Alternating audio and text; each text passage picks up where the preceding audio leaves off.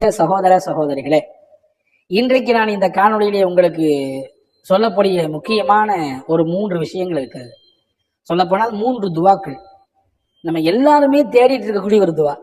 சொல்லப்போனா புள்ள பெற்றிருக்கக்கூடிய பிள்ளையை வளர்த்து கொண்டிருக்கக்கூடிய காலகட்டத்தில் இருக்கக்கூடிய பேரண்ட்ஸ், பெற்றோர்கள், குறிப்பாக தாய்மார்கள் கேட்கக்கூடிய துவா. என் பிள்ளைய நல்லபடியா வளர்க்கணும், ஏதாவது துவா சொல்லித்தாங்களேன். சொல்லு பேச்சே கேட்க மாட்டேங்கிறான் என் பிள்ளை, அவன் என் சொல்லு பேச்சு கேட்கணும், துவா சொல்லித்தாங்களேன். முன்னாடிலாம் என் கூட உட்காந்து ரொம்ப நேரம் பேசுவான், இப்ப முகம் கொடுத்து கூட பார்க்க மாட்டேங்கிறான், என் பக்கத்திலே உட்கார்றதில்லை.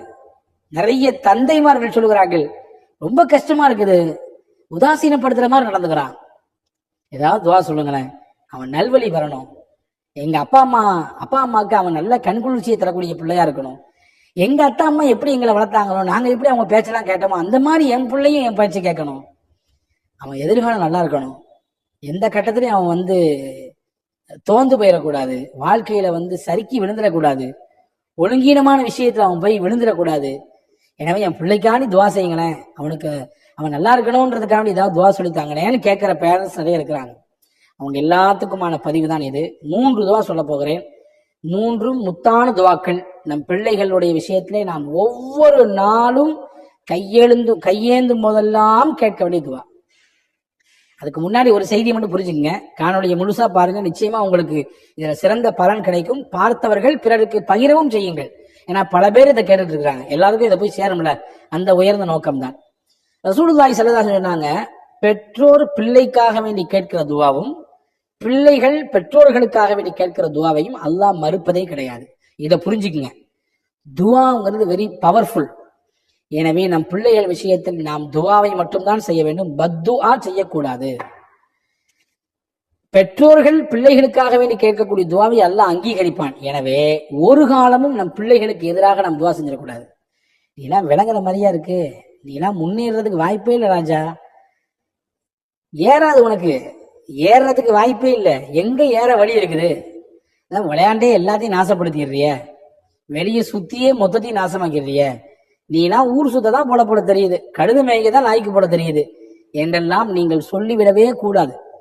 பெற்றோர்கள் எப்பொழுதும் பிள்ளைகளுக்கு துவா மட்டும்தான் செய்ய வேண்டும். இதை நீங்கள் கருத்தில் கொள்ளுங்கள். காரணம், பெற்றோர்கள் கேட்கக்கூடிய துவா பிள்ளைகளுடைய விஷயத்திலே கண்டிப்பாக அல்லாஹ் ஏற்றுக்கொள்வான். இப்ப வாங்க விஷயத்துக்கு. 3 துவா, 3 முத்தான துவாக்கள். அல்லாஹ் கேட்க சொல்லக்கூடிய துவா 2, அதிலே குர்ஆனினுடைய துவா. அது 1 சூரா அஹ்காஃபிலே அல்லாஹ் சொல்கிறான், பெற்றவர்கள் தன் பிள்ளைக்கு எப்படி துவா செய்ய வேண்டும்.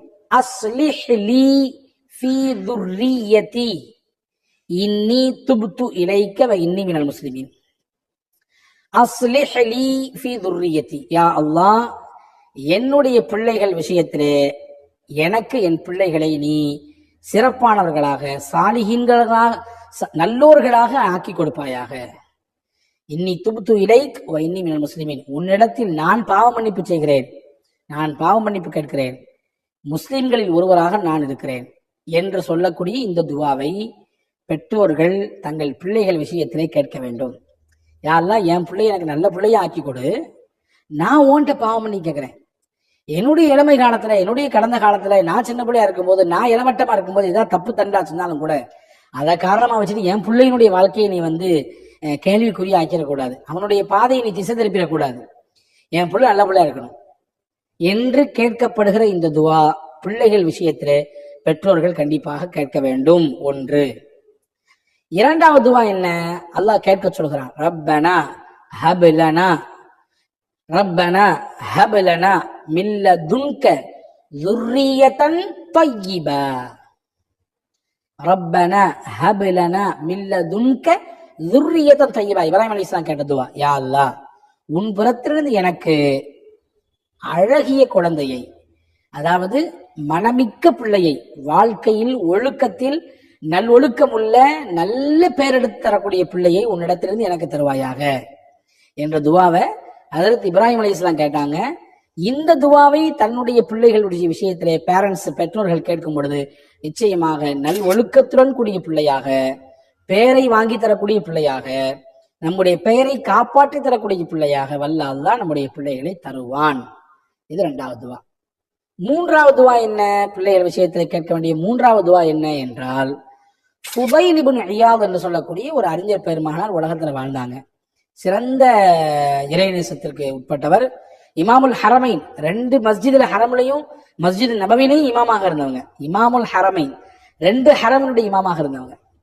அவங்களுக்கு ஒரு பையன் இருந்தார். அவங்க பையன் பேரு அலி. அல்லாஹ்ட்ட ஒரு நாள் துவா செஞ்சாங்க. என்ன துவா செஞ்சாங்க தெரியுமா?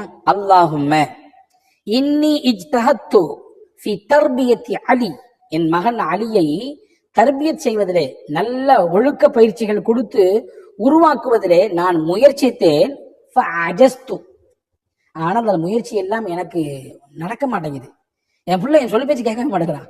எந்த இமாம் சொல்றாங்க? இமாமுல் ஹரமை, மிகச்சிறந்த இறைநேசர்களில் ஒருவராக இருந்த ஃபுதைல் இப்னு இயாத் ரஹ்மத்துல்லாஹி சொல்றாங்க. அப்ப நீங்க கவனிச்சுக்கணும், பேரண்ட்ஸ் எல்லாம் உள்வாங்கிக்கணும். அந்த பெரிய இமாமுடைய பிள்ளைய ஆரம்பத்துல சொல்லி பேச்சு கேட்கல. பிள்ளைகள்னா அப்படி இப்படி இப்ப இருக்கத்தான் செய்வாங்க, கொஞ்சம் கேட்பாங்க, கொஞ்சம் கேட்காம போவாங்க. அதனால வெறுத்து ஒதுக்கிடக்கூடாது மொத்தமாட்டு. இவன் இப்படிதான் அப்படின்னு முத்திர குத்திடக்கூடாது. நல்ல அபிப்பிராயம் வைக்க வேண்டும் பிள்ளைகள் மீது எப்போதுமே. அது சிறந்த, நீங்கள் உங்கள் பிள்ளைகள் மீது எந்த அளவுக்கு நல்ல அபிப்பிராயத்தையும் எந்த அளவுக்கு நல்ல தொடர்பையும் வைத்திருக்கிறீர்களோ அதைத்தான் உங்களுக்கு திருப்பி தருவார்கள். உங்களுடைய அந்திம காலத்திலே, உங்களுடைய வயோதிக காலத்துல உங்களுக்கு திருப்பி தருவாங்க. நீங்க வெறுப்பையும் கெட்ட வார்த்தையையும் தேவையில்லாத வார்த்தைகளையும் அவனை அவமானப்படுத்துற மாதிரி உண்டான நிகழ்ச்சியையும் அவனை தொடர்ந்து பழிச்சுக்கிட்டே இருக்கக்கூடிய விஷயத்தையும் சொல்லி சொல்லி சொல்லி சொல்லி நீங்க அவனை வளர்த்தீங்கன்னா உங்களுடைய கடைசி காலத்துல அது அப்படியே ரிப்பீட் அடிக்கும் உங்க மேல. அதை நீங்க கவனிச்சுக்கணும்.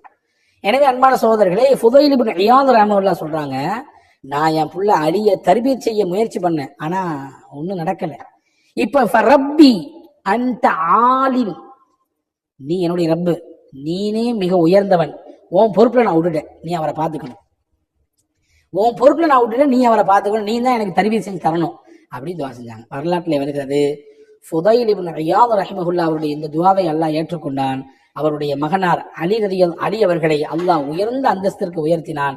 எந்த அளவுக்கு என்றால், ஹஜ்ரத் அப்துல்லாஹ் இப்னு முபாரக் ரஹ்மத்துல்லாஹி என்கின்ற திருநபி ஸல்லல்லாஹு அலைஹி வஸல்லம் ஹதீஸ்களை ஆய்வு செய்யக்கூடிய, விளக்கோரை தரக்கூடிய அவர்கள் சொல்கிறார்கள், எங்களுடைய காலத்திலே வாழ்ந்த ஆகச்சிறந்த மனிதர் யாரு தெரியுமா? ஃபுதைல் இப்னு இயாத்.